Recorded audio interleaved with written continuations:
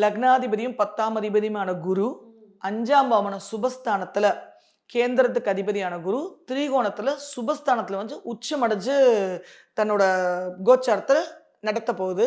அங்கிருந்து 9ஆம் பாவத்துக்கும் மீனராசி மீன லக்னக்காரங்களுக்கு குருவோட ஆஸ்பெக்ட் வரப்போகுது.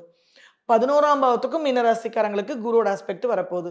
ஸோ 1, 5, 9, 10, 11 பாவங்கள். இந்த பாவங்கள் எல்லாத்தையுமே மீனத்துக்கு கனெக்ட் பண்றனால, இது நாள் வரைக்கும் நெறைய தடங்கல் 7.5 சனி மூலமாக சங்கடங்கள், நெறைய தடங்கல்கள்னு எதிர்கொண்டுட்டு இருக்கிற அந்த மீனராசிக்காரங்க நிச்சயமா ஒரு பிரீத் எடுத்துக்கலாம். தொழில தொட்டு வருமானம், காதல் வந்து இப்ப ஆசைகள் அபிலாஷை நிறைவேற்றக்கூடிய காதலே வரலங்கிறவங்களுக்கு இந்த காலகட்டத்தில காதல் வரும். ஸோ அந்த டிசைர்ஸ் எல்லாம் ஃபுல்ஃபில் பண்றதுக்கு ஏற்ற காலகட்டமாவும் இது இருக்க போகுது.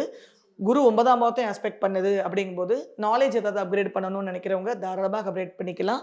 ஸோ மீனாசி மீன லக்னக்காரங்களுக்கு இந்த பயிற்சி சிறப்பான பயிற்சியாகத்தான் கருதப்படுது.